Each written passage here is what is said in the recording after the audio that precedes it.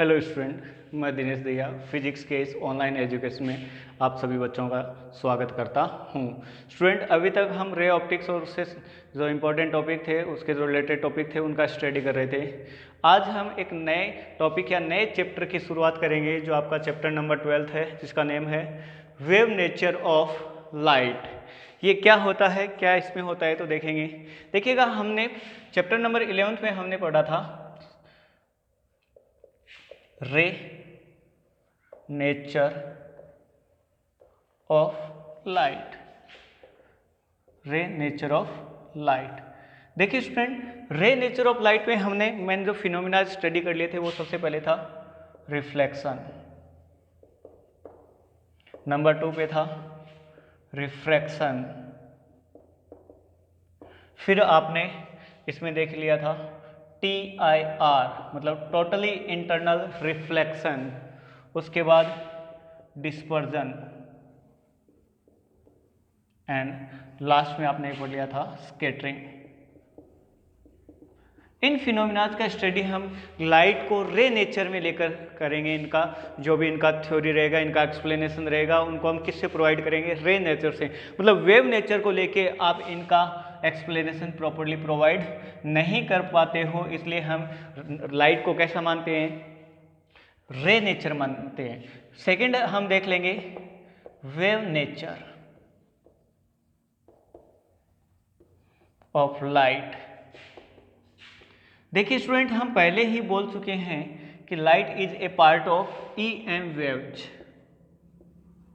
Light होता है वो इलेक्ट्रोमैग्नेटिक वेव्स का, इलेक्ट्रोमैग्नेटिक वेव्स होते हैं उनका पार्ट होता है। मतलब एक्चुअल में लाइट होता क्या है? रियल में लाइट होता है वो एक क्या होता है? वेव होता है।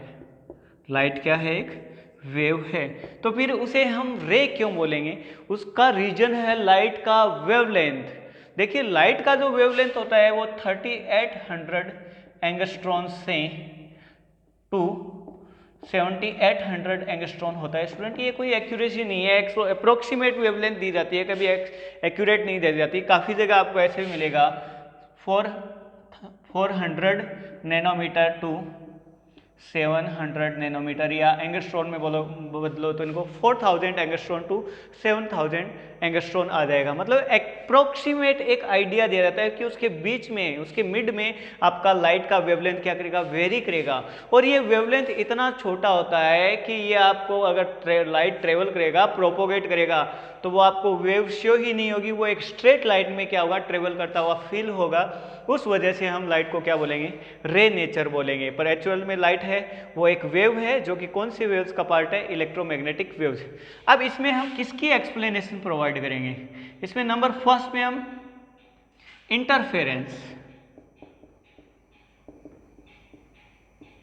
नंबर सेकेंड डिफ्रैक्शन,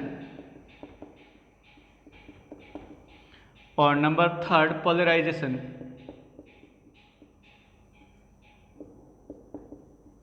ये तीन ऐसी फिनोमिनाज हैं, बाकी भी और भी होती हैं, पर बेसिकली हम इन्हीं में देखेंगे कि ये तीन ऐसी फिनोमिनाज हैं जिनकी अगर आप एक्सप्लेनेशन प्रोवाइड करना चाहते हो, that you have to choose the wave nature of light.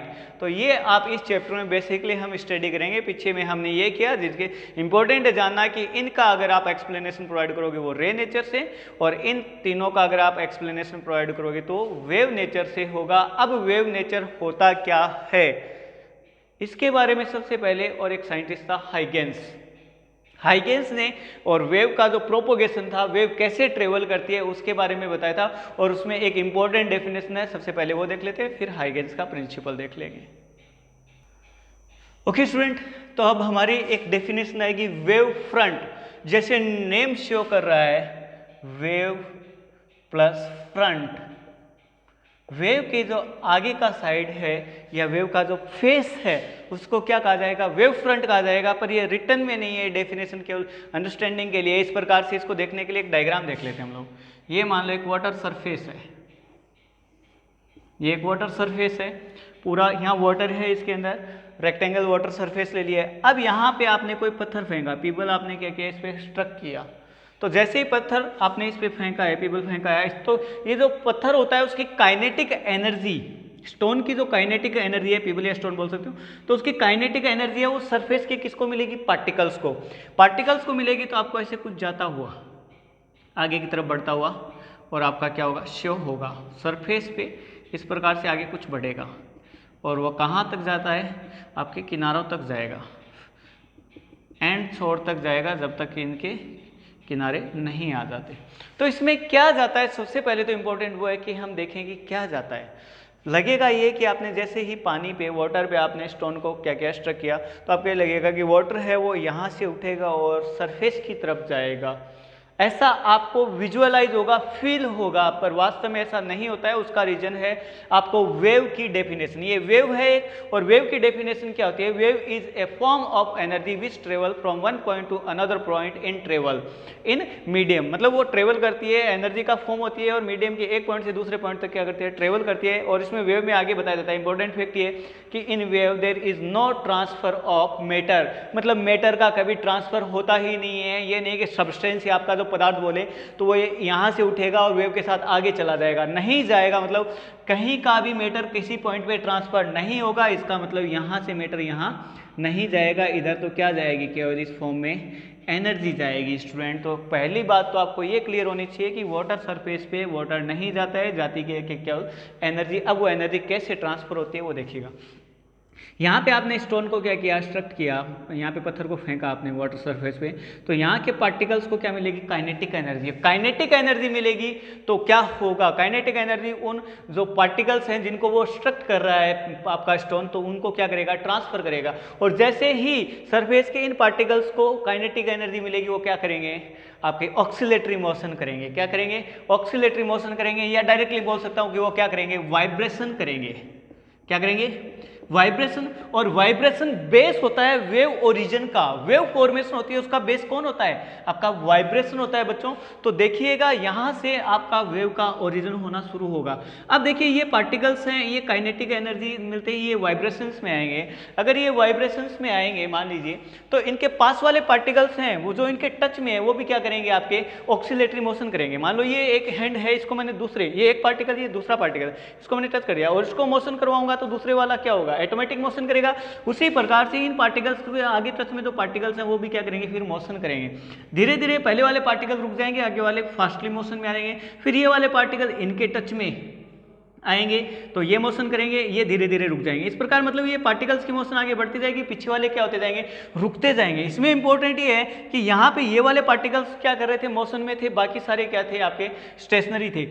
उसके बाद ये वाले पार्टिकल्स क्या कर रहे थे, मोशन में हैं, और आगे और पीछे वाले सब स्टेशनरी हैं। फिर ये वाले पार्टिकल्स क्या आ गए, मोशन में, पीछे वाले और आगे वाले स्टेशनरी। ये मतलब ये एक सीक्वेंस चलेगा, मतलब एक टाइम में एक सर्किल के पार्टिकल्स ही क्या करेंगे, आपके मोशन में आएंगे स्टूडेंट। तो इन जो पार्टिकल्स हैं, जो सेम टाइम पे जो पार्टिकल मोशन कर रहे हैं, उनका जो पाथ है, लोकस है, उसको क्या बोला जाएगा, उसको कहा जाएगा आपका वेव फ्रंट। मतलब ये वाला पाथ है क्रिएट हो गया, ये बहुत सारे वेव फ्रंट हैं।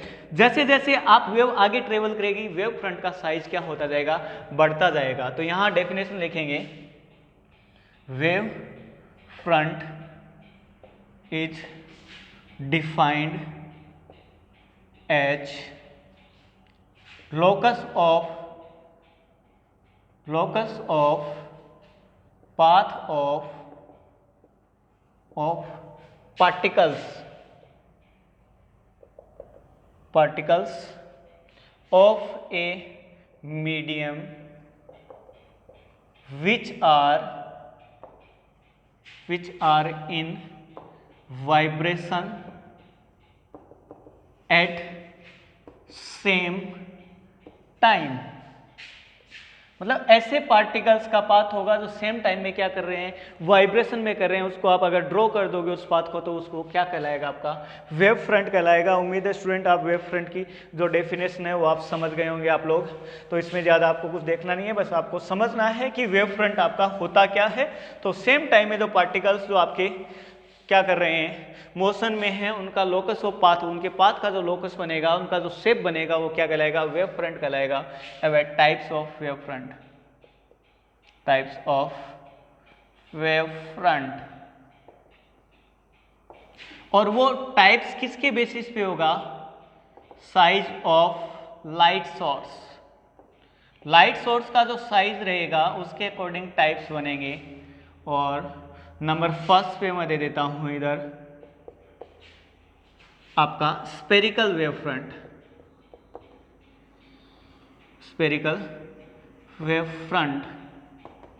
स्पेरिकल वेव फ्रंट क्या होता है? If the geometry of light source is spherical, अगर ऐसा आपका लाइट सोर्स हो जिसका ज्योमेट्री क्या हो, स्पेरिकल हो, या क्या हो, पॉइंट शेप हो, या वो पॉइंट शेप हो। पॉइंट एक बड़ा पॉइंट मतलब एक बहुत छोटा जो स्पेयर होता है उसी को पॉइंट बोल दिया जाता है, पॉइंट शेप। स्पेरिकल और point shape, then wave front emitted from it is called spherical wave front। तो ऐसा वेव फ्रंट क्या कहलाएगा? स्पेरिकल वेव फ्रंट कहलाएगा। आपका बल्ब है स्टूडेंट, वो देखा होगा अप्रोक्सीमेट, वो कैसा होता है? स्पेरिकल शेप का होता है। बहुत छोटा बल्ब ले लोगे तो वो पॉइंट शेप हो गया। अगर उससे अगर कोई आपका वेव फ्रंट निकलेगा, आगे बढ़ता जाएगा, उसको वेव फ्रंट का कैसा शेप होगा? वो स्पेरिकल शेप होगा, चारों तरफ फैलेगा, बॉल के टाइप में, फुटबॉल के टाइप में चारों तरफ फैलेगा। ये नहीं कि आप उसे सर्कुलर शेप बोल दोगे, सर्किल अलग होता है, पर बोर्ड पे दोनों को रिप्रेजेंट करने का सेम पैटर्न होता है। तो ये आपने यहाँ देख लिया, ये पॉइंट लाइट सोर्स है पॉइंट शेप का, इसके तरफ ये वेव फ्रंट बनेगा। मतलब यहाँ के पार्टिकल सेम टाइम में क्या कर रहे हैं? मोशन। और इससे जो लाइट रेज, देखिए वेव फ्रंट आते ही आप वेव को रे बोल सकते हो, कोई फर्क नहीं पड़ेगा। एक्चुअल में हम इस चैप्टर में कंसंट्रेशन किस पे कर रहे हैं? वेव पे, पर हम रे भी नेम ले सकते हैं, कोई ज़्यादा दिक्कत नहीं है। पर बेहतर यही रहेगा कि आप वेव लो। पर अगर आपका डायग्राम साथ में क्या बन रहा है? वेव फ्रंट है आपके साथ में, तो आप रे बोलोगे, फिर कोई दिक्कत नहीं है। अकेला है इस प्रकार का, ये है तो ये वेव है।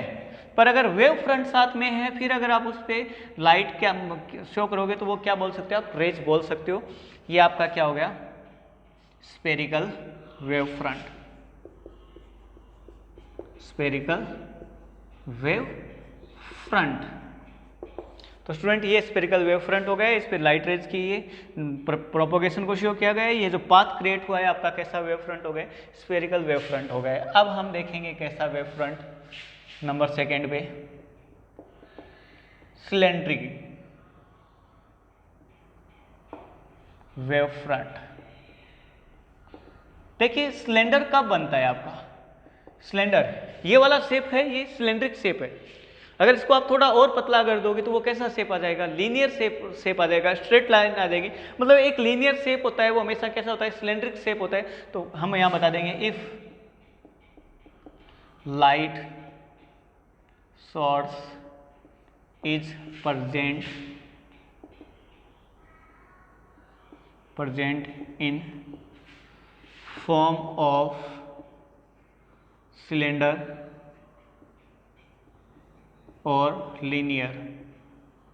इंपॉर्टेंट इसमें लीनियर ही आपको याद रखना है। Then emitted wave front is called cylindric wave front। cylindric wave front। तो वो कैसा वेव फ्रंट कहलाएगा? सिलेंड्रिक। इसके लिए मैंने इसको डायग्राम से शो करेंगे हम। ये एक स्ट्रेट लाइन ले ली, लीनियर लाइट सोर्स है ये, इसको लीनियर लाइट सोर्स मानिएगा। इसको हम सिलेंड्रिक शेप में कन्वर्ट कर लेते हैं। ये इसको सिलेंड्रिक शेप में हमने क्या कर लिया? कन्वर्ट कर लिया। तो ये जो पाथ आपको क्रिएट किया है सिलेंड्रिक शेप का, वो क्या कहलाएगा? आपका सिलेंड्रिक वेव फ्रंट। और इस पर हम अगर रेज को शो करें तो इस पे क्या हो गई है? रेज शो हो गई हैं। तो ऐसा वेव फ्रंट क्या कहलाएगा आपका? इस शेप का अगर वेव फ्रंट शो किया जाए तो cylindric wave front show, cylindric wave front. तो स्टूडेंट ये हमने टू टाइप के वेव फ्रंट हम लोगों ने देख लिए। वेव फ्रंट क्या होता है, वेव का जो फ्रंट पार्ट है, जो फेस पार्ट वो जिसको बोलते हैं, वो वेव फ्रंट कहलाएगा। टू टाइप्स के हमने देख लिए हैं। अब देखिए इनका जैसे जैसे आगे साइज बढ़ता जाएगा, ऐसे बढ़ता गया, इनका साइज बढ़ता गया, अगर स्फेरिकल का बढ़ता जाएगा तो आगे कैसा रूप फॉर्म ले लेगा, प्लेन फॉर्म ले लेगा। तो ऐसा वेव फ्रंट क्या कहलाएगा, आपका प्लेन वेव फ्रंट कहलाएगा। उसकी डेफिनेशन हम आगे देखते हैं।